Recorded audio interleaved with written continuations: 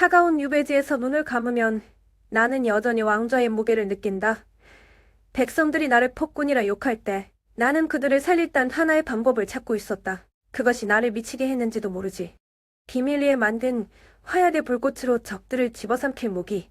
만약이라는 상상조차 허용되지 않았던 그 무모한 불씨를 지키기 위해 나는 기꺼이 나를 유배지에 가뒀다. 그들이 오고 있었다.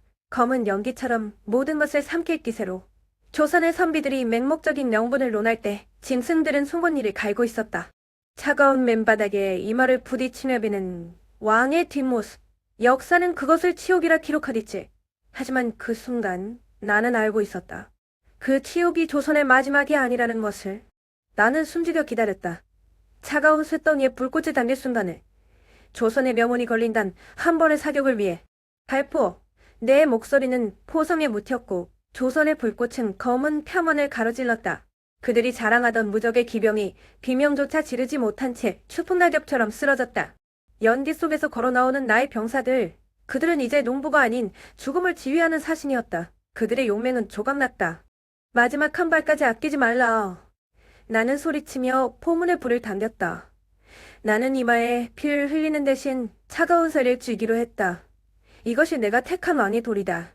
마지막 괜음이 멈췄을 때 들리는 건 타오르는 불길 소리와 신음뿐이었다.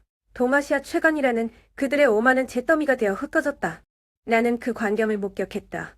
살려달라고, 용서해달라고 무릎 꿇고 비는 자들은 조선의 왕이 아닌 청나라의 기마병들이었다. 역사가 거꾸로 흐르고 있었다.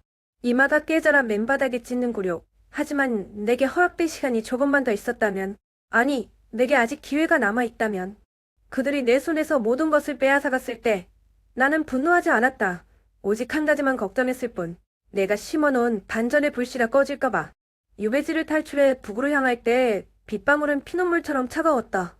내가 준비한 마지막 도박을 시작하기 위해 다들 나를 미치광이라 부르며 이 유배지에 가뒀지. 하지만 차가운 달빛 아래 홀로 남았을 때 나는 비로소 알았다. 조선을 뒤덮을 피바람은 아직 시작조차 하지 않았다는 걸. 왕좌에 앉아있을 때 내 눈이 향한 곳은 명나라의 조정이 아닌 북쪽의 차가운 평원이었다. 화약 냄새 자욱한 지하 밀실에서 나는 오직 한 가지만을 준비했지. 얼어붙은 압록강 너머로 검은 무리가 몰려올 때 나는 소름 돋는 침묵을 느꼈다. 그 침묵은 포유보다 무거웠다. 나는 무릎 꿇은 자들 앞에 섰다. 그들의 장수, 그 오만했던 눈동자에 담긴 건 이제 공포였다. 그것은 조선의 왕을 두려워하는 것이 아니었다. 내가 숨겨온 진실을 마주한 자의 공포. 나는 입을 열었다. 역사는 그를 겁쟁이라 부릅니다. 적의 칼날 앞에서 피 한 방울 흘리지 않고 무릎을 꿇은 조선 최악의 배신자. 당시 조정은 미쳐 있었습니다. 다 늙어 쓰러져가는 거인 명나라를 위해 우리 백성들의 목숨을 기꺼이 불사르자며 피를 토하고 있었죠. 하지만 짙은 어둠이 깔린 편전, 임금은 홀로 깨어 있었습니다. 맹목적인 충성 대신 차디찬 현실의 장부를 넘기며 피 말리는 계산을 하고 있었던 겁니다. 7년 전이야. 누구도 알아서는 안 되는 밀실로 그가 불려왔습니다.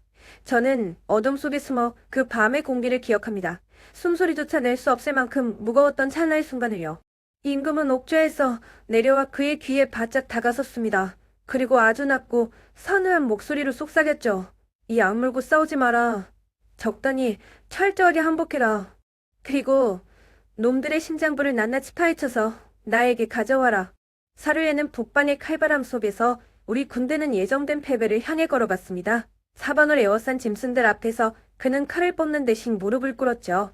조선의 선비들이 그를 향해 저주를 퍼부을 때 그는 그저 묵묵히 땅을 바라볼 뿐이었습니다. 굴욕이라는 가장 완벽한 가면을 쓴 채로 적진의 한가운데 파리 목숨보다 못한 포로 수용소에서 그는 죽은 듯 숨을 죽였습니다. 하지만 짐승들의 눈이 감기는 칠흑 같은 밤이 오면 그의 진짜 전쟁이 시작되었습니다. 적의 군량미, 병력의 이동로, 심지어 지휘관들의 은밀한 권력 암투까지. 피와 진흙으로 얼룩진 일급 기밀들이 한반중 국경을 넘어 임금의 탁자 위로 은밀히 배달되었습니다. 누구도 상상하지 못한 조선판 밀실 첩보전. 임금은 핏발 선눈으로 그 거친 글씨들을 씹어 삼키듯 읽어 내려갔습니다. 무능한 신하들이 명나라의 허상에 매달릴 때 그는 홀로 적의 숨통을 쥘 정확한 시간을 벼르고 있었던 겁니다. 그러던 어느 해 밤이었습니다. 평소의 밀서와는 다른 검붉은 피로 단단히 봉인된 서신 하나가 당도했죠. 서신을 쥔 임금의 손이 멈칫했습니다. 편전을 채우던 차가운 공기가 일순간 얼어붙는 것 같았죠. 떨리는 손으로 봉인을 뜯어낸 임금의 동공이 미친 듯이 흔들리기 시작했습니다. 그 안에는 사람들은 그를 그저 혓바닥으로 나라를 지키려 한 나약한 임금이라 조롱했습니다. 하지만 저는 그 입술 너머에서 번뜩이던 시퍼런 살기를 똑똑히 기억합니다. 깊은 밤, 궐 밑에 은밀히 파놓은 화기도감, 그곳은 새망치 소리와 화약 냄새가 진동하는 무언가를 집어삼키려는 거대한 괴물의 뱃속 같았죠. 폭우 뒤쪽이쪽하고 갈라지며 끊임없이 화약을 토해내는 철의 악마 불량기. 전하께서는 낡은 화승총 따위가 아닌 짐승들의 속도를 갈갈이 찢어발길전혀 다른 무언가를 원하셨습니다. 두꺼운 철갑을 두른 수백 대의 전차가 어둠 속에 도열해 있던 그 밤, 실덩이들이 내뿜는 서늘한 한기 속에서 임금의 입꼬리가 기괴하게 말려 올라가던 것을 잊을 수 없습니다. 그리고 개인연의 반정, 어설픈 대의를 떠대며 궐문을 넘던 서인들의 목은 다음 날 아침 광화문 네거리에 무더기로 내걸렸습니다. 피비린내 나는 숙청 위로 13년이라는 기나긴 침묵의 시간이 흘렀습니다. 웅크린 호랑이가 발톱을 벼르기에 충분한 시간이었죠. 기어 이 병자년의 겨울이 닥쳐왔습니다. 압록강을 건넌 청나라 퇴정의 기마병들은 우리의 숨통을 끊으려 미친 듯이 남쪽으로 질주했습니다. 하지만 그들은 몰랐습니다. 강훈립 도원수가 십수년간 적진에서 목숨을 걸고 보내온 핏빛 밀서들이 이미 그들의 이동 경로를 낱낱이 꿰뚫고 있었다는 것을요. 우리는 비좁은 산성으로 도망치지 않았습니다. 탁 트인 평야 위 전하의 명에 따라 수백 대의 전차가 기괴한 마찰음을 내며 거대한 장송을 쌓아 올렸죠. 땅이 미친 듯이 올리기 시작했습니다. 지평선 너머에서 흙먼지를 일으키며 몰려오는 검은 파도. 내장이 뒤틀리는 듯한 말발굽 소리가 귓가를 때렸습니다. 놈들의 핏발선 눈동자와 짐승의 누런 이빨이 보일 만큼 거리가 좁혀진 바로 그 순간, 전차의 틈새로 숨죽이고 있던 수백 개의 검은 포신들이 일제히 튀어나왔습니다.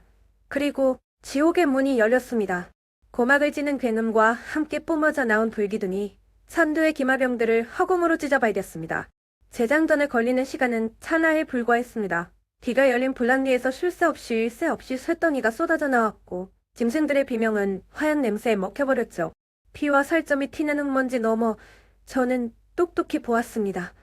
그 오만하던 청나라 태조미 깃발이 미친 듯이 흔들리며 멈칫하는 것을.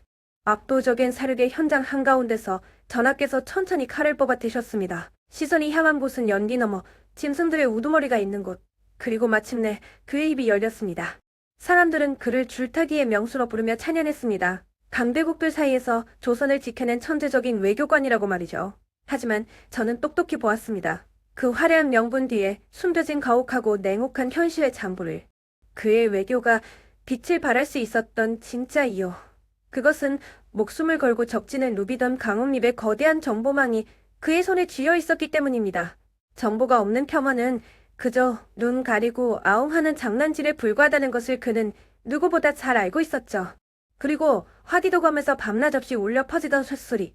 그는 외교관이기 전에 지독한 밀리터리 덕후였습니다. 힘이 없는 명분은 국제사회에서 그저 비웃음거리가 될 뿐이라는 냉혹한 리얼폴리틱을 체득한 군주였죠. 하지만 그 빛나던 현실 감각 뒤편에는 지독한 어둠이 또 아리틀고 있었습니다. 왕좌를 향한 그의 집착은 관계에 가까운 의심병으로 변해갔고 그것은 곧 피해 수첩을 불렀습니다. 신인척은 물론이고 능력 있는 신하들까지 제 손에 피를 묻히며 죄다 터다내버렸습니다. 나라를 이끌어가야 할 브레인들이 그의 씨가 말라닿죠. 그리고 제가 목격한 가장 충격적인 흑역사. 명나라 황제가 전사자, 유가족을 위해 보내는 1만 냥. 그는 그 돈을 삥땅 쳐서 자신의 사치품과 보석을 사는 데 써버렸습니다. 백성들은 굶주림에 허덕이며 청나라의 포로로 끌려가는데 왕궁의 탐고는 그의 탐욕으로 가득 찼습니다. 내부 정치는 이미 개판 5분 전이었죠. 지지율 폭락은 예견된 수순이었습니다. 그는 완벽한 성군이 절대 아니었습니다. 어쩌면 폭군에 더 가까웠을지도 모르죠. 하지만 거대한 제국들의 패권 교체라는 살벌한 눈치 게임 속에서 그는 조선이 살 길이 무엇인지만큼은 명확히 판단했습니다. 명분이나 의리가 아니라 철저한 정보력과 자위력이다. 그 현실 감각만큼은 인정해야 하지 않을까요? 강대국 형님들의 명분만 쫓다가 피를 흘린 인조 정권의 최후를 생각하면 그의 모습은 오늘날 우리에게 소름 돋는 시사점을 던져줍니다. 저는 그의 탐욕이 잠든 그 창고 깊숙한 곳으로 들어갔습니다. 그가 그토록 숨기려 했던 진실의 마지막 조각을 찾기 위해. 그리고 저는 그 칠흑 같은 어둠 속에서 무엇을 보았을까요? 그는 완벽한 성군이 아니었습니다. 의심과 탐욕에 찌든 어쩌면 최악의 지도자였을지도 모르죠. 하지만 그가 쥐고 있던 차가운 현실 감각은 400년이 지난 지금 우리에게 묻습니다. 죽은 명분을 쫓아 사지로 걸어갈 것인가? 아니면 오물을 뒤집어 쓰고라도 살아남을 것인가? 거대한 두 강대국 사이에 낀 위태로운 오늘, 우리는 지금 누구의 길을 걷고 있습니까? 역사의 청부사는 이미 발행되었고 진실은 언제나 불편한 법이죠. 이 핏빛 기록이 당신의 심장을 깨웠다면 다음 미스터리를 위해 이 문을 열어주시겠습니까?